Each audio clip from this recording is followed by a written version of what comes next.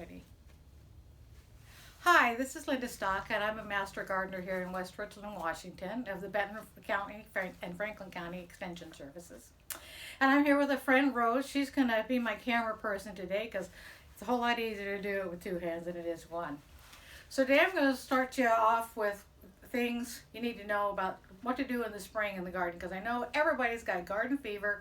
You want to get your stuff planted and you're itching, and I see a common question on one of the Facebook pages that I watch saying, can I plant, can I plant, can I plant? So I'm going to give you some information right now. The first thing it's going to start with planting is seeds. So I'm going to have Rose pan over here and show you the variety of seeds here. And I'm going to talk to you about the seeds and how you go about picking out seeds.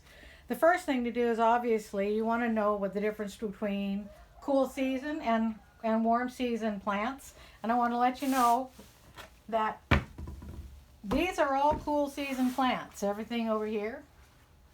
And these are hot season, and there's some others, all your cucurbits like your cucumbers and your squashes and stuff. Those are the ones that are also a warm season plant. But I want to talk to you about right now about what you can find out on the back of a seed packet, because it's very important. Like this is kale. And you can see on a package, you see a picture of what's on it. And then when you turn it over, you will see the zone that it is supposed to be, compatible planting period. And that's a graph up here on your packet. And then there's a description of what the colors mean. So that gives you a general idea of planting. And you want to just go online. You can Google your local address and you'll find out exactly what zone you're in. Then it's going to give you the planting instructions, how much water it needs, the depth, the spacing, and about how tall those plants are going to get. And that's really important to be when you're planning a garden out, because you want to be able to make sure you have enough room and spacing. So with that, then usually this is a cool season plant.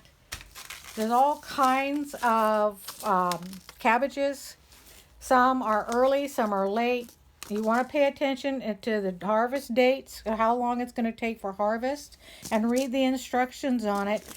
This happens to be what's called an early cabbage, so a lot of folks are used to getting a cabbage late in the year. But these actually come on early, form a head early, and you can get them before it gets too hot. And that's critical when we have this area that we are in with a hot climate. So that with that information, you're armed with picking out your seeds. And you're not going to just go to the store and pick out cool weather stuff, because we don't do that as gardeners. We look at getting our tomatoes and our peppers. And I want you to do the same thing, realizing that here's a beefsteak tomato and here's a steak tomato. And they both have very similar characteristics, but there is one thing that is very important and different about one of them. This one is called an indeterminate. That means it's going to grow to 7-8 feet tall if you give it enough nitrogen. This is a bush steak tomato. It's called a determinate tomato. And this is the kind you want when you have a limited gardening space. You don't want to have it growing willy-nilly where you're having to trellis 10 feet high in the air.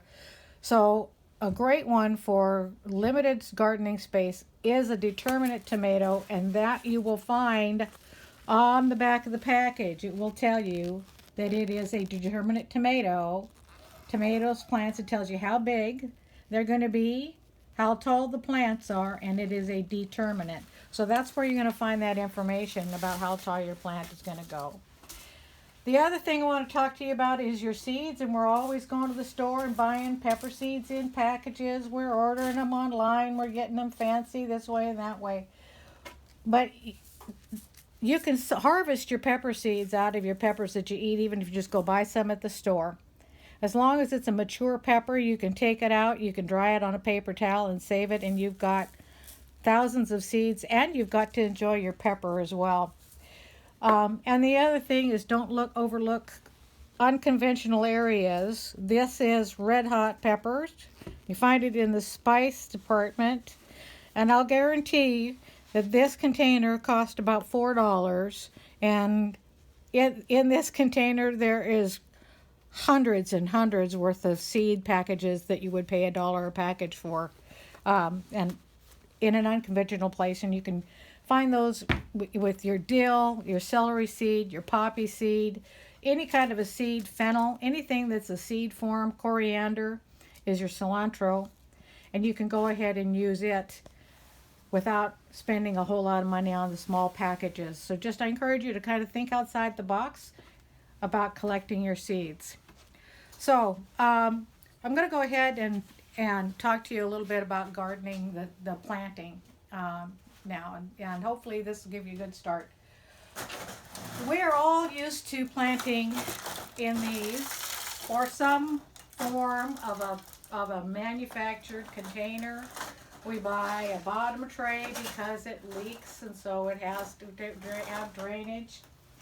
And we buy a lid that fits on it in order to create a terrarium to plant in. Some of them are square, these are round. Some of them have pellets that you can buy and reload. And they all cost you a lot of money. So I'm going to show you something that's actually was an idea that was passed on to a Master Gardener class about how to bulk plant in something other than this. So if you turn around here, we'll show you. Here are Costco muffin containers, and they snap shut. Any clamshell plastic container will work, just because you can snap it shut, or any of them that might be a little deeper but then have a little dome lid that snaps and shuts on it, you can use. But this is a great way to do it. My husband happens to like muffins, to pack them in his lunch. I get 6 in a package, and I get a planter, and I can reuse this over and over again. So with this, I don't have to worry about re-watering. I don't have to worry about a lid. I don't have to worry about a separate container. And these things, we do what we call is dibbling them out. So also, what I want to show you is this tray on a seed mat, and this is seed mats, which are very important, especially if you're not going to be in a controlled environment or completely warm. If you're in your house and your house is 70 to 80 degrees, you don't need a seed mat. You need a sunny location and in order to heat it up. But other than that, I'm out in a greenhouse, and it gets warm during the daytime, but at night it still drops down and the temperature drops down. So it keeps the soil at a temperature of between 70 and 80 degrees, and that's key for germination. But if you notice, this whole tray takes that up, and I would have to fill this and divide it all up and then snap it on and then try to water the whole thing. And like I said, it's expensive. But these seed trays, these can fit 2 whole trays on a mat. And 2 whole trays can hold a whole lot of plants, because really you can actually take and plant a whole entire packet of seeds in one tray, and I'm going to show you that right now. So the trays here, you can see, have been filled, and it's just, to fill them up, we're not technical. Use what you have, but you just want to scoop the soil in.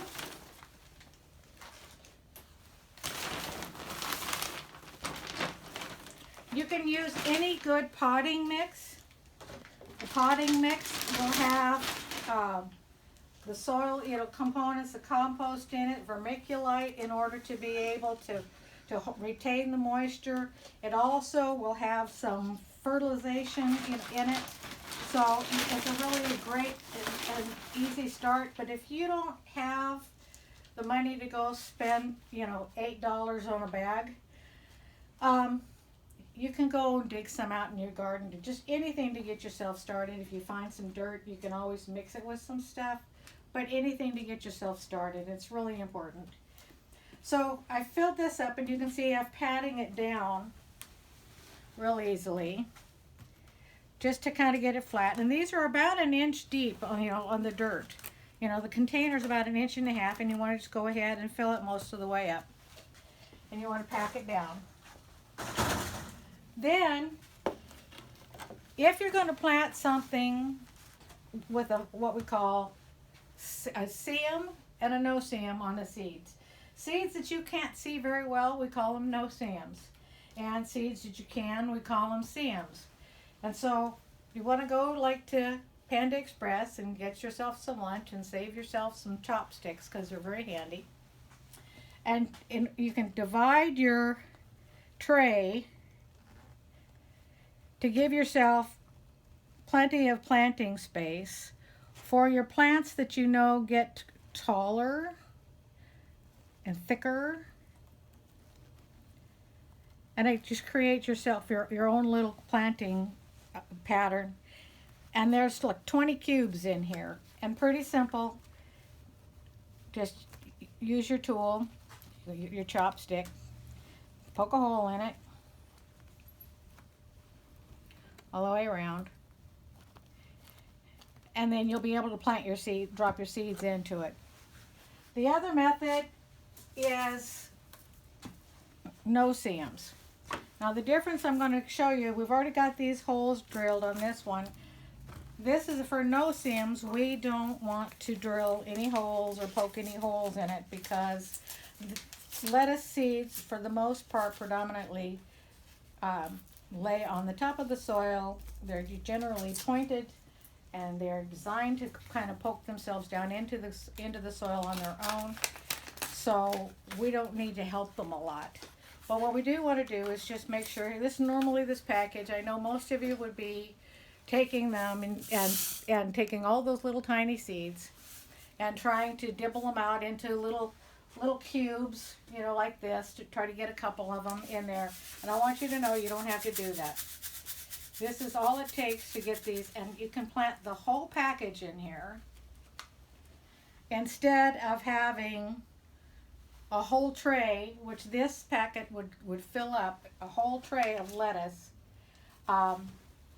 You've got one tray here that's easy to manage, and they'll dibble out when they get tall enough. We'll actually take the plant and lift it out and put it into a bigger container for it to go out to the garden or live for a little while, depending on the weather. So what's different here is that this is critical. If you have what we call a no seam, that we just want to sprinkle on the top, you planted it, now you want to just take a little bit of soil, just barely, because these tell you to cover them about 1/4 of an inch or 1/8 of an inch thick. So you want to just cover them, okay? So I've got that planted, and I'm going to go ahead and put in, maybe not, because he's got scissors. I'll just go ahead and put in some more broccoli. Now I know because the way the broccoli grows, it's a larger stem, and I want to give it some more room. So I'm going to take my gloves off and pour it into my hand. So, and this is how you want to deliver your seeds to your gardening, okay? You want to deliver the seeds from the container into your hand so you have control, and only put in 1 or 2 into the holes. And the only reason you do 2 is just in case you get, a partial germination. Seeds, oftentimes, we don't use them all, and a lot of folks ask a question like, well, I've got seeds from last year. I've got seeds from a couple of years ago. How long are seeds viable? The answer is most often they are actually good for a long time. They might lose their, some of them, as far as the germination rate. But a way to actually test it is to take your seeds and put them on a wet paper towel and leave them for a few days and see if they germinate. And if they germinate, you can take a pair of tweezers and put them in the soil and take them from there. But otherwise, you can just put a couple in, and you want to go ahead and pat it down and water it. Now I goofed up when I designed my greenhouse, and because I didn't get my water put in here, and I was trying to think of why, and it was because, quite honestly, when we were developing the property, I didn't exactly know where this thing was going to sit. So I fill it up with a bucket of water inside, and I can refill it during the winter because we have nice days that don't freeze, and so I can go ahead and fill it. But other than that, it also provides me with a way to put fertilizer in my water to go ahead and augment fertilization as the plants grow larger, and I put them in the different containers. But this is just really easy. We just want to go ahead and snap these shut. That water that's in there will absorb, and then it's so nice. You can write on the package. You can remove it with rubbing alcohol, but I'm just going to write on here to say what it is. Livingston romaine lettuce. And then what I like to do is I like to go on the back of the page and look and write how long is it going to take to maturity, 55 to 60 days. And I put that information on there and today's date. And that way I know, I can tell how efficient this is. I can tell when my plants were planted, when they are expected to be harvestable, and I'm ready to go what it is. This one here is the broccoli, 210, and it's the Sun King, 71 days.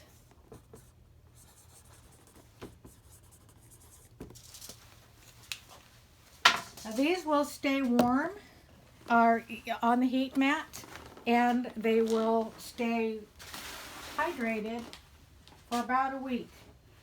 You can see, if you look around here, I've already got peas that are put into the containers because these will transplant. I've got some other lettuces that'll transplant, and then I do have some more broccoli and cauliflower and cilantro. Some of these plants actually, like the broccoli, they don't need the heat mat to germinate because they're designed for cooler temperatures. So the temperatures that this greenhouse gets during the day is quite sufficient, and then I've got it controlled so it doesn't get lower than 55 degrees at night. So I really actually don't need to have the broccolis and the brassicas on the hot plate, but I do for now until I'm getting ready for my other stuff. So these are grow lights, and I want you to notice they're not on.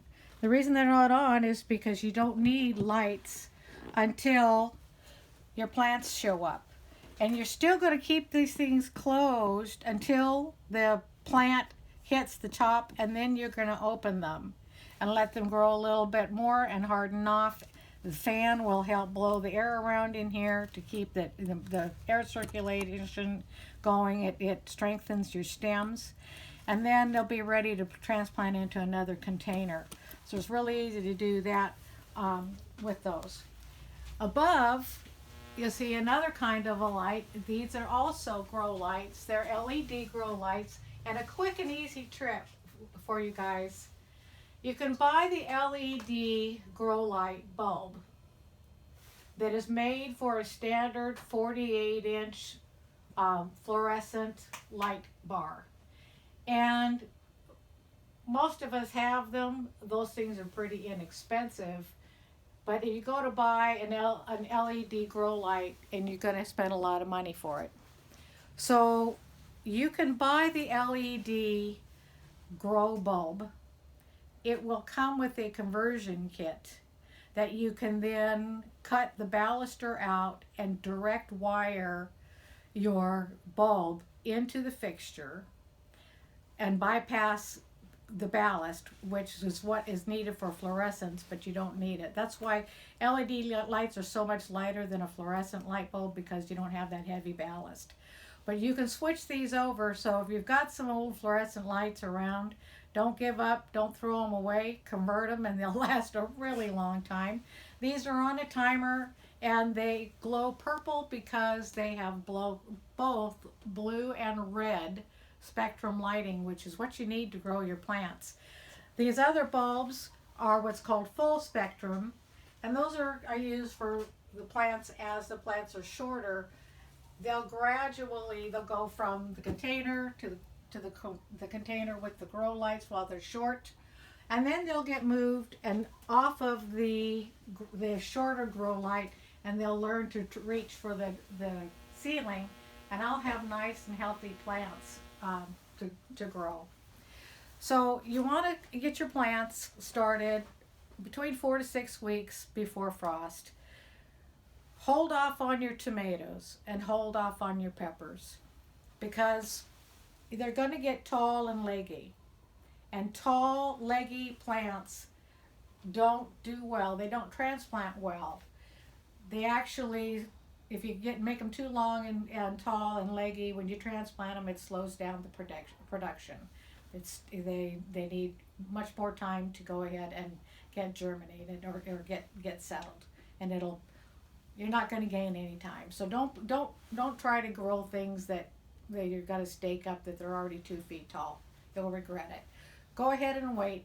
Our springtime planting around the Washington area is about Mother's Day. That's our goal. That's our target. Sometimes we can get things earlier. Like we can get beets and carrots and onions, and technically you can get peas into the garden as soon as you can work it. They're cold hardy. You can also do things like the kale could go out there.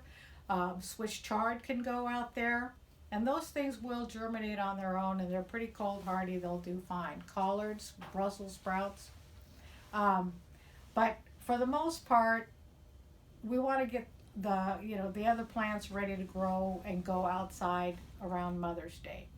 So I hope that this helps you. Please comment if you have any questions, and we'll be happy to answer. Most areas have a Master Gardener program. I'm happy to celebrate that Washington State was the first Master Gardener program started, and we are celebrating our 50th anniversary this year.